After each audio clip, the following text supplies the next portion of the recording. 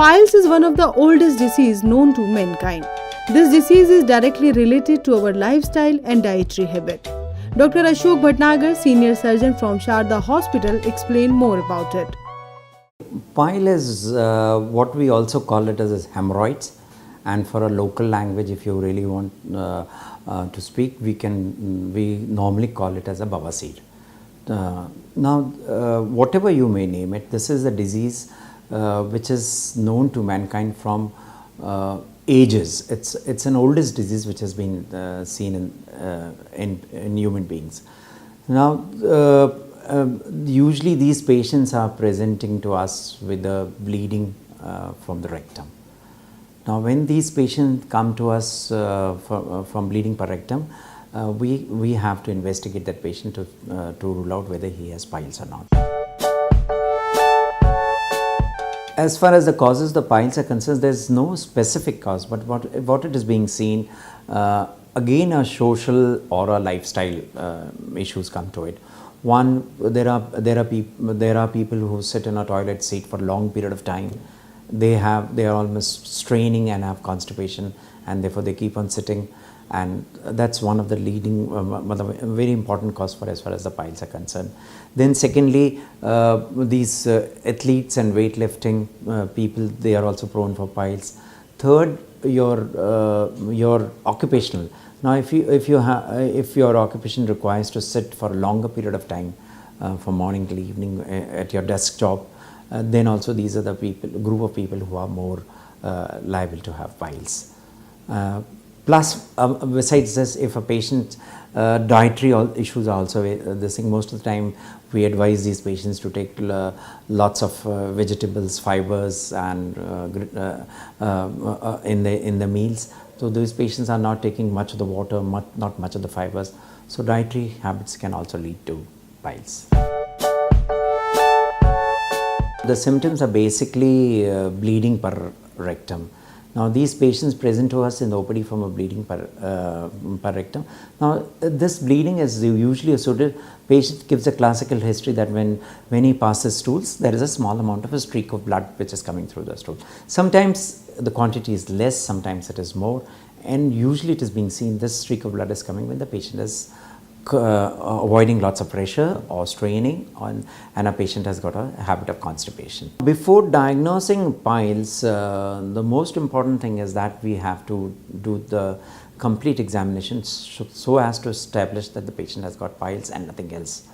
Now, these piles can be associated with rectal cancer also.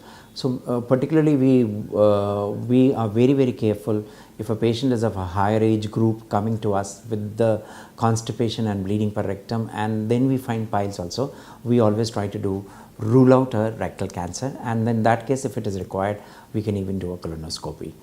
So, these patients are largely anemic because they might be losing blood, so we do all the hematological investigations completely.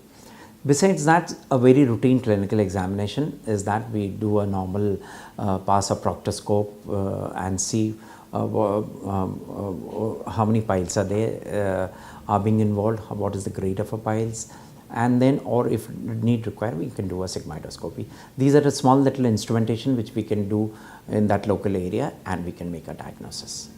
Very rarely, when we are suspecting some cancer or something, then we would advise a colonoscopy. There are multiple modalities available for a treatment of piles. The first modality which we offer is a conservative. Conservative in our language means we are not doing anything, we are just trying to treat patients' constipation, improving our dietary habits, improving his lifestyle changes, and we make him sit on we give him, advise him to take laxatives to avoid a constipation and a fiber-rich diet. Now, if it is an early pile, then most of these patients do well, and then we keep do a follow-up in the OPDs to these patients. But if a patient is having a bleeding, constipation is persisting, then you find that the piles is a grade 2 or a grade 3. In those conditions, we can offer multiple treatment modalities. Avoid long sitting hours, avoid taking a rich diet, take more of a fiber diet. Then you are particular about it, then you are, if it is so, you can take laxatives, avoid constipation, and of course you can definitely, when you do that, you can prevent certain aspect of hemorrhoids. Now this is a very common disease. We have been treating hemorrhoids for a long period of time, and we are offering all these therapies, which are all modalities we are offering to the patients over here, which we can do it. We have been doing surgeries for hemorrhoidectomy over here. That's what as I told you, that's an open hemorrhoidectomy.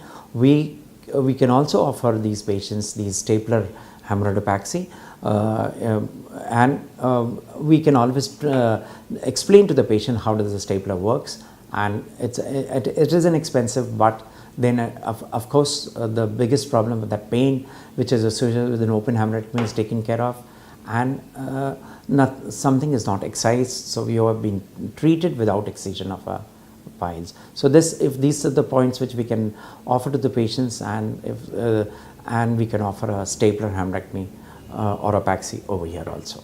If a person is regularly suffering from constipation, he should visit the doctor immediately. We should also bring changes in our lifestyle and dietary habit to protect ourselves from this disease.